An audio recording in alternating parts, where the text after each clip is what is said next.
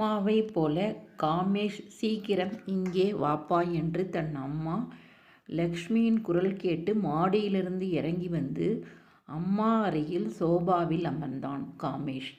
என்னம்மா அவசரமா கூப்பிட்ட?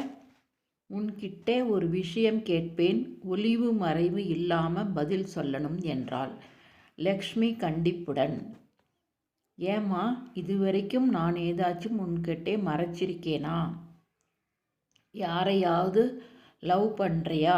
அம்மா கிட்ட மறைக்காம சொல்லுப்பா என பட்டென்று கேட்டுவிட்டாள். என்னம்மா இப்படி கேட்டே? நான் ஒரு ஓட்டை வாயன், எல்லாத்தையும் உளறி கொட்டுவேன். காதலை போய் மறைப்பேனா? அதெல்லாம் இல்லை.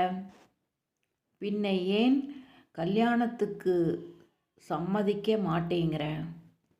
வாழ்க்கையில் நல்லா செட்டில் ஆகிட்டு பிறகு செய்யலாம்தான் லேட் பண்ணுறேம்மா என்றான் காமேஷ். ஏம்மா, நல்ல சம்பளம், நல்ல உத்தியோகம், சொந்த வீடு எல்லாம் இருக்கு. இதுக்கு மேலே செட்டில் ஆக என்ன இருக்கு? இந்த வாரம் ப்ரமோஷன் கிடைக்குமா? இன்னும் சம்பளம் உயரும், நல்ல கிரேடு கிடைக்கும். இனி நீங்கள் பொண்ணு பாருங்க என்றான். சொன்னதுதான் தாமதம். பொண்ணு உனக்கு எப்படிப்பா இருக்கணும் என்று கேட்டாள் உற்சாகமாக. உங்களை மாதிரி, உங்கள் குணம் மாதிரி பெண்டாட்டி வேணும். அப்பா உங்ககிட்ட நடத்துகிற மாதிரி நானும் என் பெண்டாட்டிக்கிட்ட நடந்துக்குவேன். நீங்கள் வாழும் வாழ்க்கை எனக்கு பிடிச்சிருக்குமா? ஏன் பொறாமையாக கூட இருக்குது.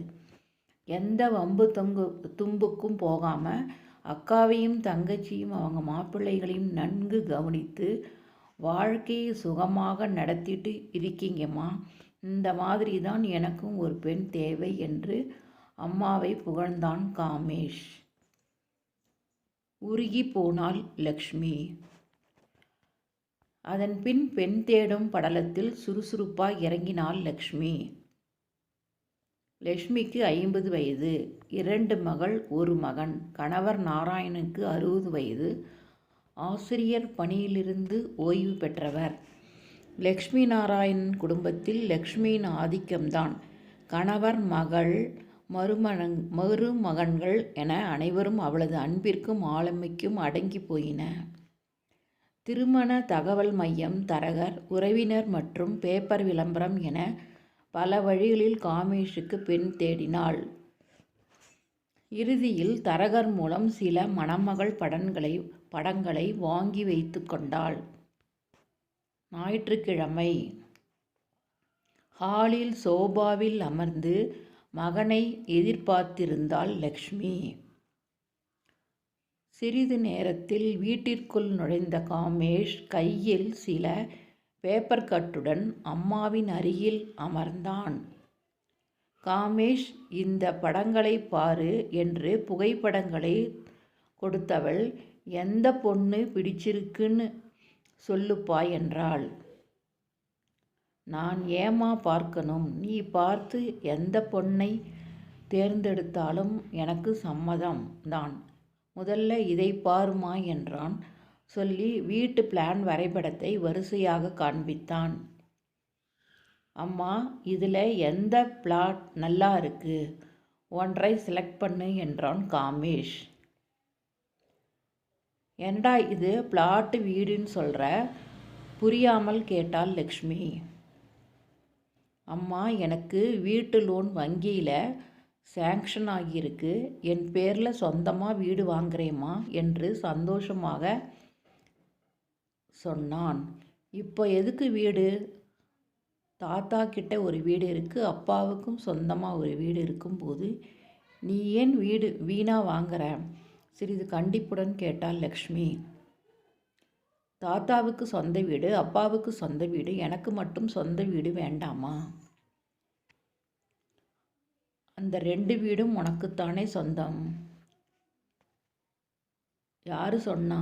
தாத்தா 2 பெண்ணுக்கும் கொடுத்தது போக மீதியை அப்பாவுக்கும், அப்பா தன் 2 பெண்ணுக்கும் கொடுத்தது போக மீதியை எனக்கும் தருவார். ஆனால் நீங்களே தாத்தாய் வீட்டை வேணாம் சொல்லி அப்பாவை சொந்தமாக வீடு வாங்க வச்சு தனி குடித்தனம் வந்து சுதந்திரமாக வாழ்கிறீங்க. அது மாதிரி தாமா என் பெண்டாட்டியும் கேட்பா. அதனால தான் முன்கூட்டியே எல்லா ஏற்பாடையும் செய்யறேன் என்றான் காமேஷ். அப்போ நீ கல்யாணம் பண்ணி தனி குடித்தனம் போயிடுவியா? எங்கள் நிலைமை என்னடா? குரல் கம்ம கேட்டாள் லக்ஷ்மி.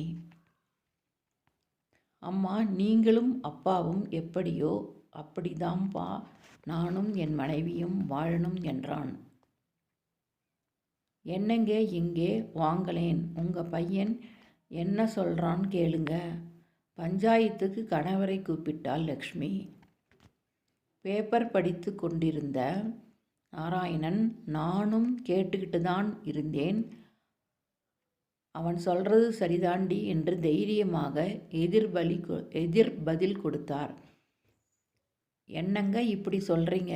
கஷ்டப்பட்டு வளர்த்து ஆளாக்கி திருமணம் பண்ணி கொடுத்தா தனி குடித்தனம் போக பிளான் பண்ணுறானே?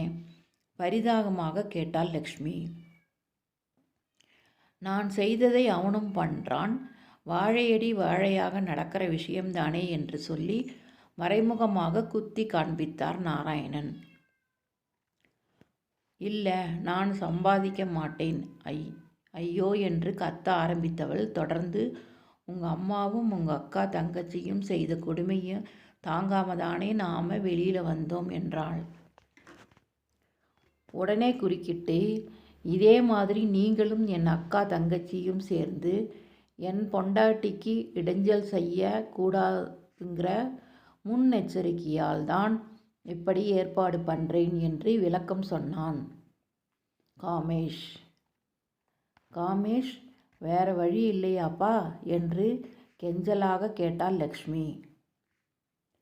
ஒரு வழி இருக்குமா, ஆனால் அதை சொன்னால் நீங்கள் செய்ய மாட்டீங்களே என்று நிறுத்தினாள் காமேஷ். சொல்லுப்பா சொல்லு, கண்டிப்பாக செய்யறேன். மகனின் கையை பிடித்து கெஞ்சினாள் லக்ஷ்மி. அம்மா, முதல்ல நீங்கள் ஒரு நல்ல மருமகளாக நடந்துக்கணும். அப்போ தான் நீங்கள் நல்ல மாமியாராக இருக்க முடியும். உங்களுக்கும் உங்களை மாதிரி நல்ல மருமகள் கிடைப்பாள் என்று புதிர் போட்டான். இந்த வயசில் நான் இனி நல்ல மருமகளாக எப்படிப்பா நடக்க முடியும்? ஊரில் தாத்தா பாட்டி அவ்வளவு பெரிய வீட்டில் தனியாக யார் உதவியும் இல்லாமல் நோயோடு அவஸ்தைப்பட்டுக்கிட்டு இருக்காங்க. அத்தைகளும் அவர் பையனான அப்பாவும் மருமகளான நீங்களும் ஜாலியாக இருக்கீங்க. நாங்கள் ஏன் உங்களை பார்க்கணும்?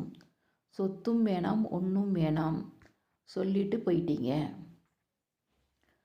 அதனால் இப்போ நீங்கள் தாத்தா பாட்டியை அங்கே போய் கவனித்தாலும் சரி, இல்லை இங்கே அழைச்சிட்டு வந்து கவனித்தாலும் சரி, என் அப்பாவுக்கு நல்ல பெயரை வாங்கித்தாங்க. அப்போ தான் என் மனைவியும் எனக்கு நல்ல பெயரை வாங்கி தருவார் என்று கண் கலங்க சொல்லிவிட்டு தன் அறைக்குள் சென்று கதவை சாத்தி கொண்டான். சபித்து நின்று விட்டாள் லக்ஷ்மி. சுட்ட பழம் வேணுமா, சுடாத பழம் வேணுமான் பாலமுருகன் ஔவையாரை கேட்டு கர்வத்தை அடக்கியது போல, புத்தருக்கு போதி மரத்தடியில் ஞானம் கிடைத்தது போல, மகன் காமேஷ் மூலம் லக்ஷ்மிக்கு ஞானம் பிறந்தது. அடுத்த நாள் கணவரை அழைத்து கொண்டு மாமனார் ஊரை நோக்கி புறப்பட்டு விட்டாள் லக்ஷ்மி.